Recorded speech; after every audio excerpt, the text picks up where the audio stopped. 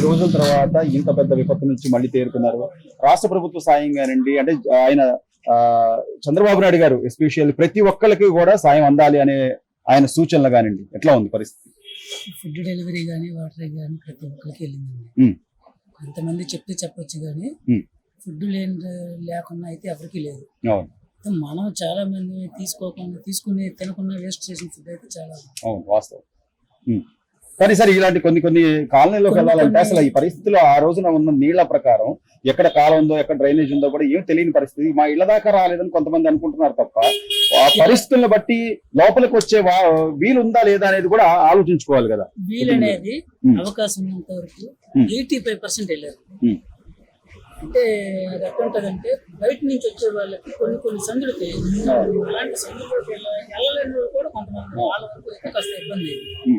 మిగతా వాళ్ళకి ఎవరికి కూడా తినడానికి అయితే ఇబ్బంది. ఎలా ఉంది సార్? అంటే గవర్నమెంట్ అయితే ప్రతి ఒక్కరికి ఆర్థిక సాయం కూడా అందించాలి. వరద బాధితులు ఆర్థిక సాయం అందిస్తారో లేదని పక్కన పెడితే ఈ రోజు వరకు అయితే ఇబ్బంది అయితే లేదు. ఆర్థిక సాయం అనేది మనం ఆశించడాన్ని బట్టి ఉంటుందండి. ఎంతమందికైనా చేస్తారు ఎవరైనా. ఇప్పుడు ఒక రకంగా చేసినా రేపు పొద్దున్న మళ్ళీ మనం కట్టాల్సింది ఏ రకంగా అయినా. ఏ ప్రభుత్వమైనా అవునాయండి, వైసీపీ అయినా ఎవరైనా ఒకటే. అయితే మనకు కష్టంలో ఉండేటోడు ఆ రోజుకి మనకి ఇబ్బంది లేకుండా ఉందా లేదనేది చూడాలి. కానీ దీన్ని కూడా మీరు అన్నట్టుగా ఈ రోజు పార్టీలు చూడకూడదు, ఉన్న పరిస్థితులు చూడకుండా జగన్మోహన్ రెడ్డి గారు వచ్చి అసలు ఏమి చేయలేదు, ఆ గేట్లు ఎత్తారు అది ఇదని చెప్పి ఎంతసేపు దాన్ని విమర్శించే ధోరణి కరెక్టే అంటారా? రాజకీయం చేయడం కరెక్టే అంటారా? ఈ రోజు వచ్చి ఏం చేశారు మీరు చెప్పండి. మీడియా పరంగా మీకు ఉంటది కదా. మాకు సర్కిల్ లేకపోయినా మీడియా పరంగా కొన్ని ఛానల్ సర్కిల్ మీకు ఉంటది కదా.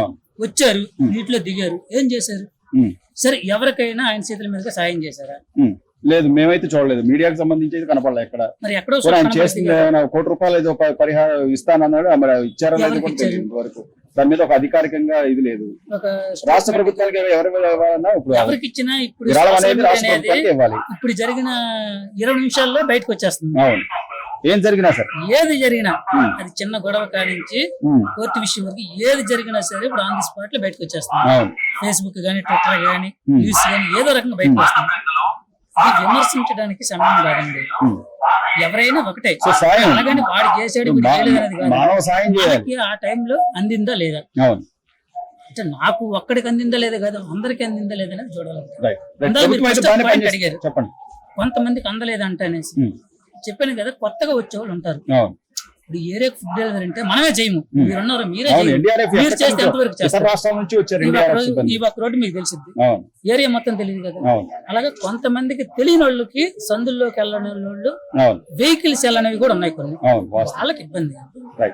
వాళ్ళు కూడా 75% బయటకు వచ్చేసారు, 25% మాత్రం ఉండిపోయారు వాళ్ళు.